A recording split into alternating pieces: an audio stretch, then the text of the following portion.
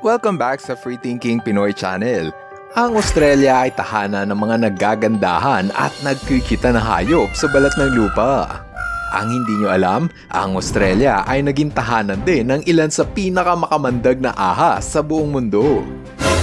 Merong 170 species ng ahas sa Australia at 100 sa mga ahas na ito ay nagtataglay ng kamandag na pwedeng makapatay ng tao. Kada taon, may 3,000 tao sa Australia ang isinusugod sa ospital dahil sa minalas itong matuklaw ng makamandag na ahas. Kaya naman sa video na ito, pag-uusapan natin ang 5 pinakadelikadong hayop na matatagpuan sa Australia nang sa ganung paraan, hindi ka matulad sa mga tao na kamunti ka ng mamatay dahil sa ahas. Pero bago tayo magpatuloy, dapat mo munang pindutin ang subscribe button, lalo na kung mahilig ka sa mga video na may kinalaman sa animals. Maraming salamat! Umpisahan natin ang kwentuhan sa pang-5 pwesto. Ito ang tinatawag na Bandi-Bandi. Madali mong maikilala ang ahas na ito dahil sa kulay na itim at puti. Humahaba lang ito ng 2 talampakan o katumbas ng 2 ruler. Dahil sa kanilang kakaibang kulay, ang mga ahas na Bandi-Bandi ay madalas hawakan ng mga tao.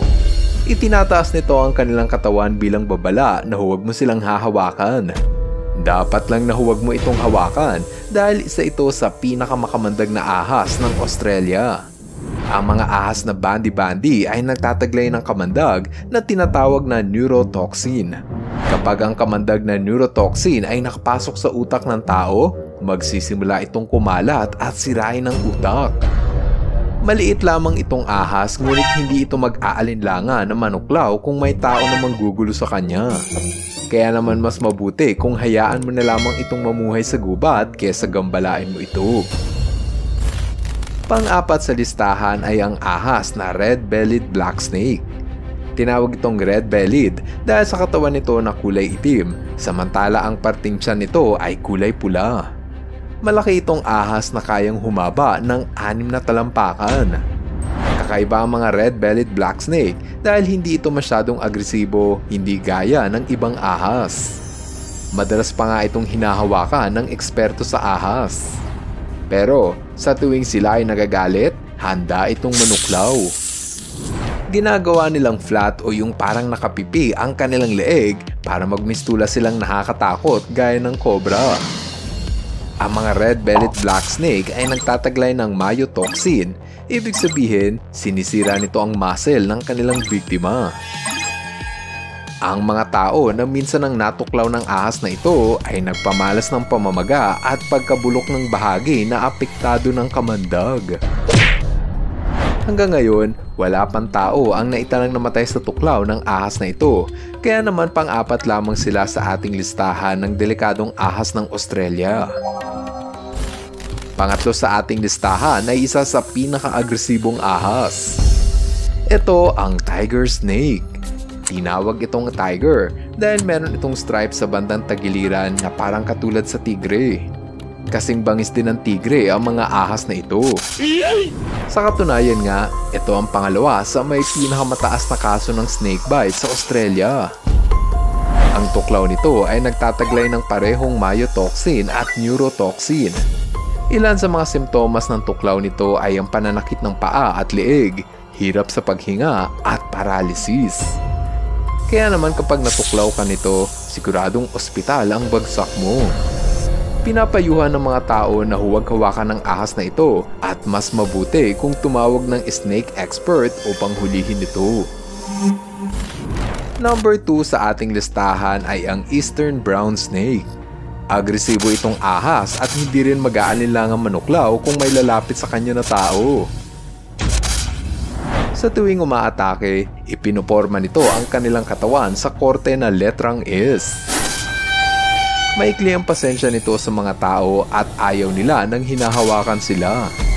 Ayon sa pagsusuri ng mga siyentipiko, ang mga eastern brown snake ang pangalawa sa pinakamakamandag na ahas sa buong mundo. Kapag natuklaw ka ng ahas na ito, maaari mo itong ikamatay sa loob lang ng 1 oras.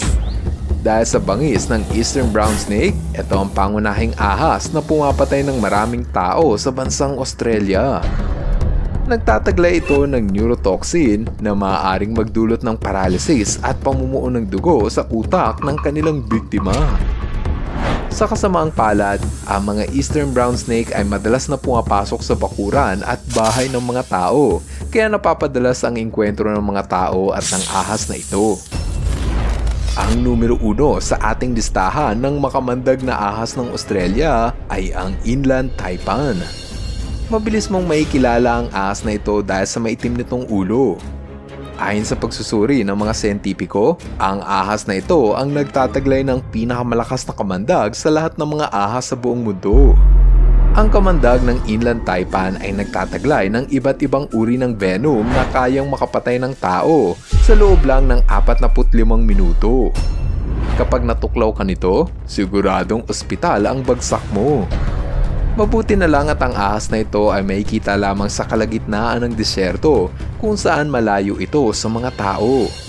Simula nang madiskubre ang inland taipan noong 1879, wala pang tao ang naitalang namatay sa tuklaw nito.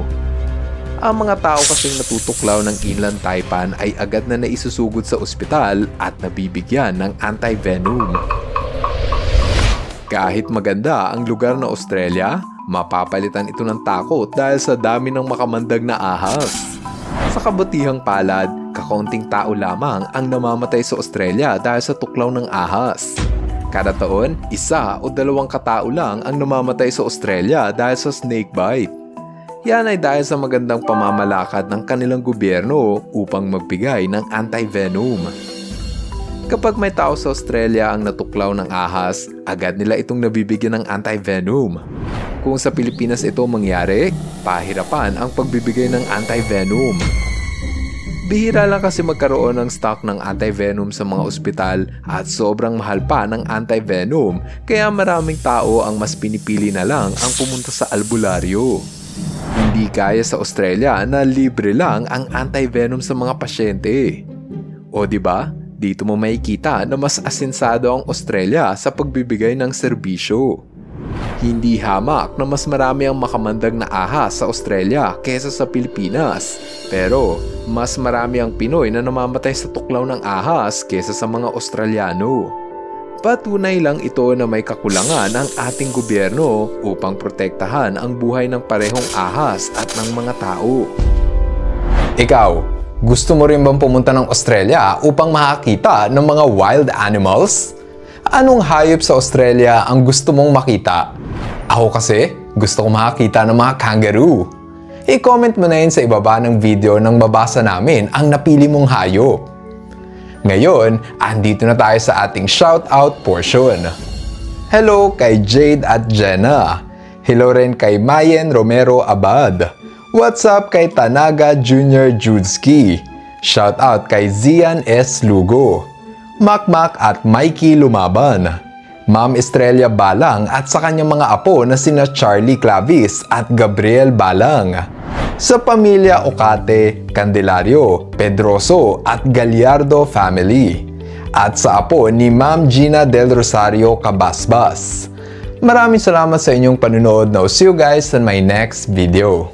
Bye-bye! Ka-FTP viewers, thank you so much sa panonood mo na aking video. Kung nagustuhan mo ang video na ito, subscribe na sa FTP channel. Don't forget to hit the bell button para updated ka sa mga bagong videos. Paalam!